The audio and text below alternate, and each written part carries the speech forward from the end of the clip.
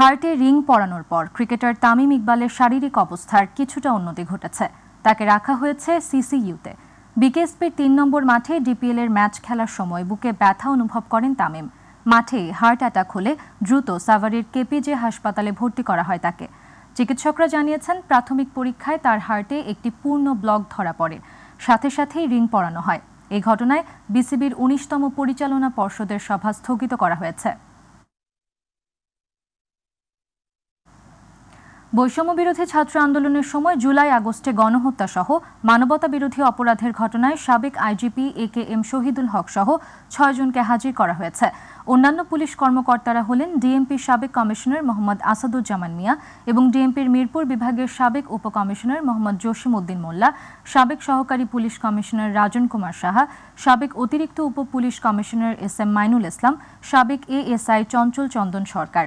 আজ নির্ধারিত দিনে পৃথক ৩টি মামলায় ৬ জন আসামিকে ঢাকা কেরানীগঞ্জে কেন্দ্রীয় কারাগার এবং গাজীপুর কাশিমপুর কারাগার থেকে আন্তর্জাতিক অপরাধ ট্রাইব্যুনালে হাজির করা হয়।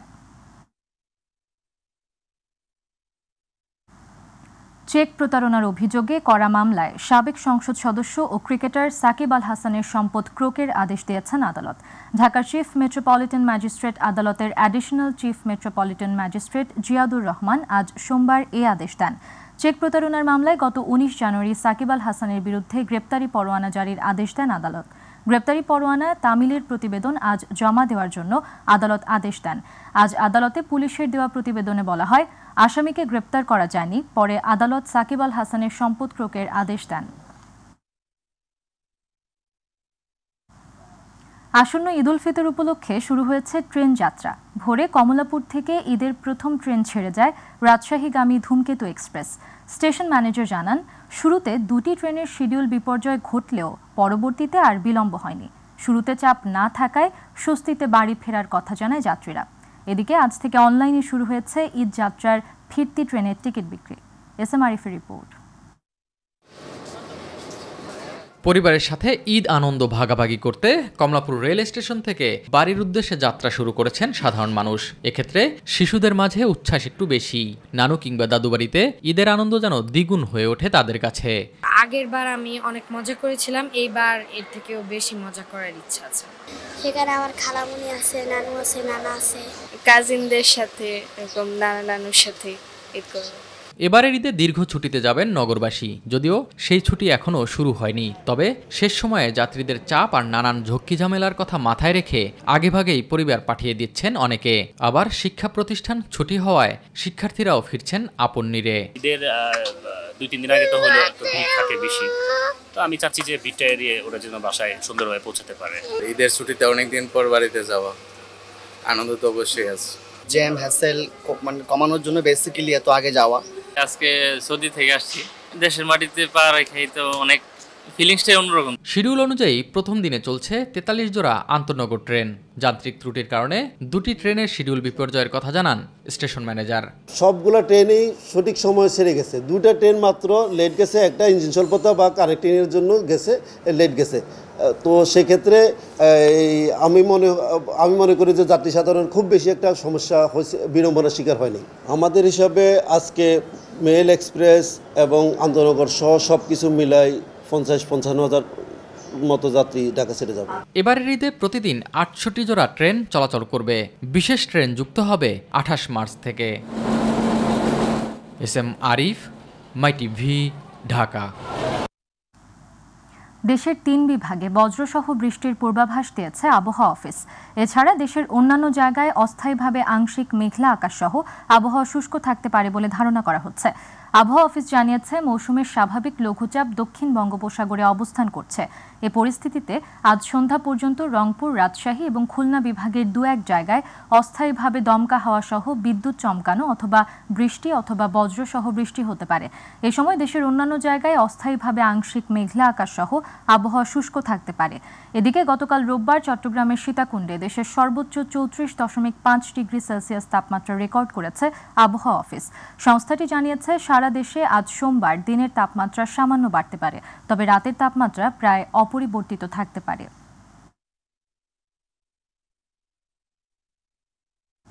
মাই টিভি স্পেশাল।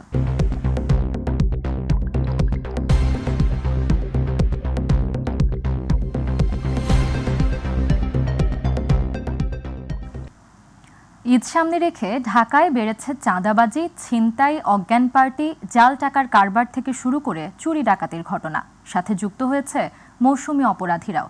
এবার ভিন্ন এক অবস্থায় ঈদ আয়োজন হওয়ায় বাসাবাড়ির নিরাপত্তার কথা ভেবে অনেকেই যাচ্ছেন না আপন নিরে। যারাও শেকড়ের টানে গ্রামের বাড়ি যাচ্ছেন তাদের শঙ্কা আর প্রশ্ন একটাই, রেখে যাওয়া সহায় সম্বল ঠিক থাকবে তো? পুলিশ বলছে ঈদের আগে ও পরবর্তী সময়ে সার্বক্ষণিক নিরাপত্তায় নিয়োজিত থাকবে তারা। বিস্তারিত আবু সাইদ উপর বিশেষ রিপোর্টে। রাজধানীর বাসিন্দা আকমাল হোসেন প্রতি বছরের মতো এবারও ঈদে পরিবার পরিজন নিয়ে আপন নিরে ফিরবেন ঈদ আনন্দ উপভোগ করতে। প্রস্তুতি শেষ, সিসি ক্যামেরা থাকা সত্ত্বেও বাড়ির নিরাপত্তা নিয়ে যেন শঙ্কা তার কাটছে না। প্রথম কারণ হচ্ছে আমরা যখন বাসায় যাই তো সব কিছু রেখে যাই, যে জমির কাগজ, স্বর্ণালঙ্কার সব কিছুই। তার মতো পরিস্থিতি এখন নগরীর অধিকাংশ গ্রামের প্রাণে ছুটে যাওয়া মানুষগুলোর। অনেকেই বাড়ির নিরাপত্তাহীনতার শঙ্কায় ঈদের আনন্দ মেলান করে থেকে যাচ্ছেন ইট পাথরের নগরীতেই। চুরির ভয় সব থেকে বেশি কাজ করে। এই চুরির পাশাপাশি এখন বর্তমানে তো ছিনতাইও চলতেছে ওপেন। ছিনতাইকারী ডাকাতির পরিস্থিতিটা বেশি হইতেছে, কোন ভাগে ছিনতাইকারী ভাঙ্গা বাসায় ঢুকতে পারে। আর এমন প্রেক্ষাপটেও রাজধানী ছেড়ে পরিবার পরিজনের সাথে ঈদের আনন্দের প্রিয় মুহূর্তটুকু কাটাতে নানা পথে আপন নিরে ছুটছেন কর্মব্যস্ত মানুষজন। আর তাই ঢাকা মেট্রোপলিটন পুলিশের পক্ষ থেকে প্রকাশ করা হয়েছে গণবিজ্ঞপ্তি। আর এক্ষেত্রে নিজেদের নিরাপত্তার বিষয়টি নিজেদেরকেই নিশ্চিত করতে হবে বেশিরভাগ ক্ষেত্রে। বাসা, বাড়ি, অ্যাপার্টমেন্ট, ব্যাংক বিমা সহ বিভিন্ন নামিদামি বিপণী বেতনগুলোতে 24 ঘন্টা নিরাপত্তা ব্যবস্থা জোরদার করা, একই সাথে সকল কর্মচারীকে ঈদের ছুটি না দিয়ে শিডিউল ভিত্তিক ছুটি প্রদান করা, বাসাবাড়ি ও বিভিন্ন প্রতিষ্ঠানে সিসি ক্যামেরা স্থাপন সহ দরজা জানলা দুর্বল থাকলে তা মেরামত করা, বাসাবাড়ির মূল দরজায় অটোলক ও নিরাপত্তা অ্যালার্মযুক্ত তালা ব্যবহার করা, অর্থ, মূল্যবান সামগ্রী, জমির দলিল নিরাপত্তা স্থানে অথবা নিকটাত্মীয়ের কাছে হেফাজতে রাখা, বাসাবাড়ি ত্যাগের পূর্বে প্রতিবেশীদের অবহিত করা এবং প্রতিনিয়ত তাদের সাথে মুঠোফোনে যোগাযোগ রাখা। কিভাবে ঈদের দিন এবং ঈদের পরবর্তী সময়ে কাজ করবে পুলিশ, সেই কথায় তুলে ধরেন ডিএমপির মিডিয়া অ্যান্ড পাবলিক রিলেশন বিভাগের ডিসি তালেবুর রহমান। স্বজনদের সাথে ঈদ করার উদ্দেশ্যে ঢাকা মহানগরী ত্যাগ করবেন। এই সময় আমরা তাদেরকে অনুরোধ করব, আপনারা বাসাবাড়ির যে পর্যাপ্ত নিরাপত্তা নিশ্চিত করবেন, বাসায় মূল্যবান জিনিসপত্র না রেখে যাওয়াই ভালো। সেই ক্ষেত্রে যদি কোনো পুলিশি সহায়তা প্রয়োজন হয়, কোনো নগদ অর্থ বা মূল্যবান সামগ্রী স্থানান্তর করতে পুলিশি সহায়তা করতে গেলে আমাদের ডিএমপির মানি স্কোর সেবা রয়েছে, আপনারা আমাদের সেবা নিতে পারেন। পুলিশের পক্ষ থেকে বলা হচ্ছে যদি এরকম কোনো অনাকাঙ্ক্ষিত ঘটনা ঘটে তাহলে 999-এ ফোন করে জানাতে হবে এবং সাম্প্রতিক সময়ে ডিএমপির পক্ষ থেকে যে গণবিজ্ঞপ্তি প্রকাশ করা হয়েছে সেই সম্পর্কে আরও সচেতন হলে তাহলে এই ডাকাতি কিংবা ছিনতাই এবং যে শঙ্কা নিয়ে ঈদ কাটানোর সময় সেটি আর থাকবে না। সংসদ ভবন এলাকা থেকে আবু সাইদ, মাই টিভি, ঢাকা। সিরাজগঞ্জে যমুনা সেতু পশ্চিম সংযোগ সড়ক 4 লেনের বেশিরভাগ কাজ শেষ হওয়ায় সড়ক পথে উত্তর ও দক্ষিণাঞ্চলের মানুষের এবারের ঈদযাত্রায় মিলবে স্বস্তি। কিন্তু এই পথ পেরিয়ে ভোগান্তির কারণ হয়ে দাঁড়াতে পারে হাটিকুমরুল বগুড়া মহাসড়ক। মহাসড়কের বিভিন্ন স্থানে নির্মাণ কাজ চলমান ও কয়েকটি পয়েন্টে একক লেন থাকায় সৃষ্টি হতে পারে যানজট। যদিও সড়ক বিভাগ ও হাইওয়ে পুলিশ বলছে ঈদযাত্রা যানজটমুক্ত ও নিরাপদ করতে নেওয়া হচ্ছে নানা উদ্যোগ। প্রতিনিধি HM মোনায়েম খানের রিপোর্ট, জানাচ্ছেন ইলিয়াস কমল। উত্তরবঙ্গের প্রবেশদ্বার যমুনা সেতু পশ্চিম সংযোগ মহাসড়ক পার হয়ে হাটিকুমরুল মোড় থেকে রাজশাহী, পাবনা ও রংপুর মহাসড়কে বিভক্ত হয়ে যায় যানবাহন। এই মহাসড়কে প্রতিদিন 25 থেকে 30,000 যানবাহন চলাচল করলেও ঈদের আগে এর সংখ্যা বেড়ে যায় কয়েক গুণ। যমুনা সেতু সংযোগ মহাসড়কটি 4 লেনে উন্নীত করা হলেও বিভিন্ন পয়েন্টে নির্মাণ করা হয়েছে আন্ডারপাস, ওভারপাসও। ফলে এই মহাসড়ক ব্যবহার করে উত্তর ও দক্ষিণাঞ্চলের ঈদযাত্রা হবে অনেকটাই স্বস্তির। তবে উত্তরাঞ্চলবাসীর ঈদযাত্রায় ভোগান্তির কারণ হতে পারে হাটিকুমরুল বগুড়া মহাসড়ক। হাটিকুমরুল থেকে চান্দাইকোনা পর্যন্ত 28 কিলোমিটার মহাসড়কের বিভিন্ন স্থানে ফ্লাইওভার, ব্রিজ ও সড়ক প্রশস্তকরণের কাজ চলমান থাকায় অন্তত 3টি পয়েন্টে সৃষ্টি হতে পারে যানজট। যানজটের পরিস্থিতি তো এখন আসলে বোঝার মতো অবস্থা হয়নি, কারণ যানজটটা বেশিরভাগ হবে আপনার ঈদের 1-2 দিন আগ থেকে। যখন চাপ বাড়বে তখন মহাসড়কে তো অবশ্যই যানজটের আশঙ্কা থাকে। বাস স্ট্যান্ডে জায়গার মধ্যে আমরা যাত্রী নামা দিতে পারি, তাহলে আর ওই যাত্রী কোনো ক্ষতিগ্রস্ত হবে না। সেতুর এপারে জাম কম, কিন্তু সেতুর ওই পারে জাম বেশি। তেমন একটা যানজটের আশঙ্কা করতেছি না, এই জন্য এই যে মোটামুটি রোড ক্লিয়ারই করতেছে। সড়ক ও জনপথ অধিদপ্তর বলছে, উত্তর ও দক্ষিণাঞ্চলের মানুষের ঈদ যাত্রা নির্বিঘ্ন করতে এই মহাসড়কের বেশ কিছু স্থান শনাক্ত করে জরুরি মেরামত ও বর্ধিতকরণ করা হচ্ছে। ঈদের আগেই শেষ করা হবে কাজ। ঈদের আগে আমরা উত্তরবঙ্গের জনগণের জন্য আমরা যে ঢাকা থেকে যে বগুড়া আছে সেই পর্যন্ত আমাদের 4 লেনের একটি সড়ক সার্ভিস লেন, এটা আমরা চালু করে দিব। এছাড়াও ঢাকা থেকে পাবনা চালু করে দিব সার্ভিস সড়ক। ঈদযাত্রা নিরাপদ করতে মহাসড়কে 3 স্তরের নিরাপত্তা নিশ্চিত করা সহ মহাসড়ক জুড়ে মোতায়েন থাকবে হাইওয়ে পুলিশ। নিরাপত্তা এবং এই নির্বিঘ্ন যাতায়াত করার জন্য হাইওয়ে পুলিশের পক্ষ থেকে সর্বোচ্চ সহযোগিতা করা হবে এবং আমরা এক্ষেত্রে 3 স্তরের নিরাপত্তা ব্যবস্থা নিশ্চিত করব। যমুনা সেতু পশ্চিম মহাসড়ক দিয়ে প্রতিদিন উত্তর ও দক্ষিণবঙ্গের 22 জেলার যানবাহন চলাচল করে। ইলিয়াস কমল, মাই টিভি। সরকারি হাসপাতালে সেবা না থাকার কারণে ভেঙে পড়েছে স্বাস্থ্যসেবা। মানিকগঞ্জের শিবালয় উপজেলা স্বাস্থ্য কমপ্লেক্সে একসময় রোগী বেশি থাকলেও অভিযোগ রয়েছে হাসপাতালে ঠিকমতো চিকিৎসক না থাকায় নানা ভোগান্তি ও ল্যাব টেকনোলজিস্ট অনুপস্থিত থাকার কারণে সাধারণ চিকিৎসা সেবা থেকে বঞ্চিত অনেকেই। শিবালয় প্রতিনিধি মোহাম্মদ লিটন আহমেদের পাঠানো রিপোর্ট জানাচ্ছেন জুবাইর রহমান।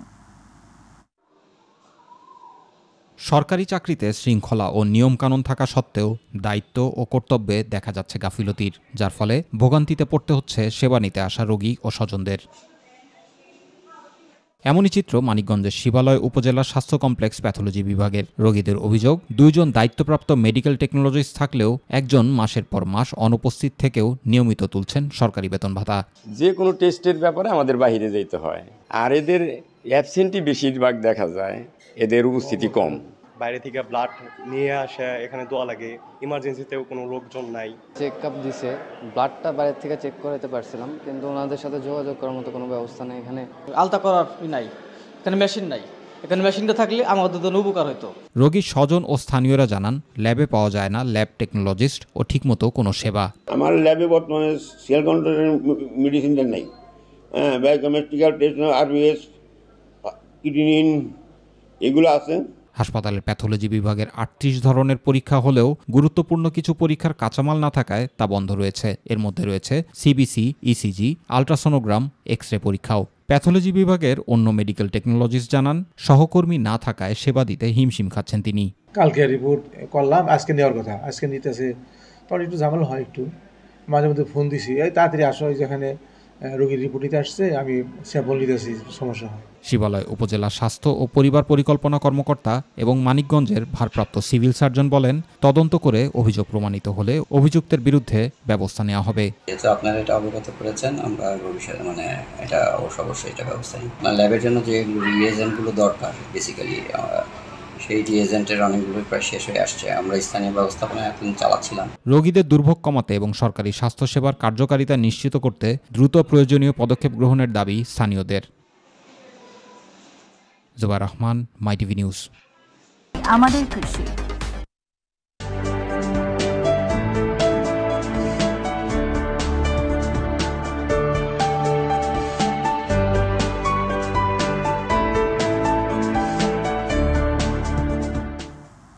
লক্ষ্মীপুরে মুক্ত জলাশয়ে খাঁচায় মাছ চাষ ক্রমশ জনপ্রিয় হয়ে উঠছে।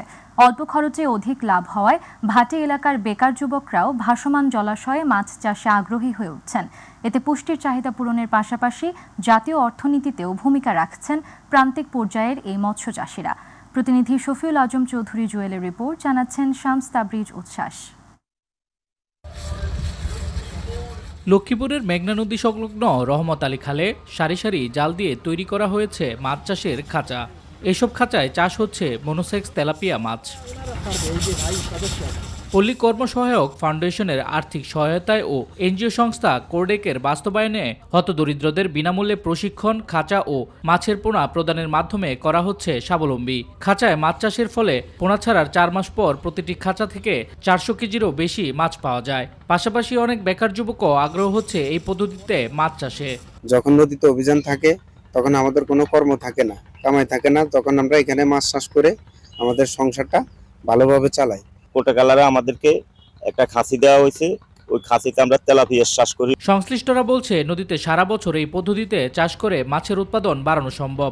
এছাড়াও প্রজনন মৌসুমে যেসব মৎস্যজীবীরা বেআইনিভাবে নদীতে মাছ ধরে এই সময়ে তাদের কর্মসংস্থানের ব্যবস্থাও করা সম্ভব।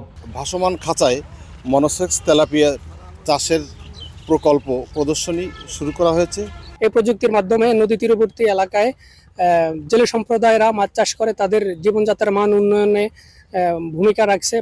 খাঁচায় ভাসমান পদ্ধতিতে মনোসেক্স তেলাপিয়া মাছ চাষ করছে, এখানে 10 জন জেলে অংশগ্রহণ করছে। খাঁচায় মাছ চাষ পদ্ধতি দেশব্যাপী ছড়িয়ে দিয়ে কর্মসংস্থান তৈরি ও মাছের চাহিদা পূরণে সরকারি বেসরকারি পৃষ্ঠপোষকতা বাড়ানোর তাগিদ সংশ্লিষ্টদের। শামস তাবরিজ উচ্ছ্বাস, মাই টিভি নিউজ ডেস্ক।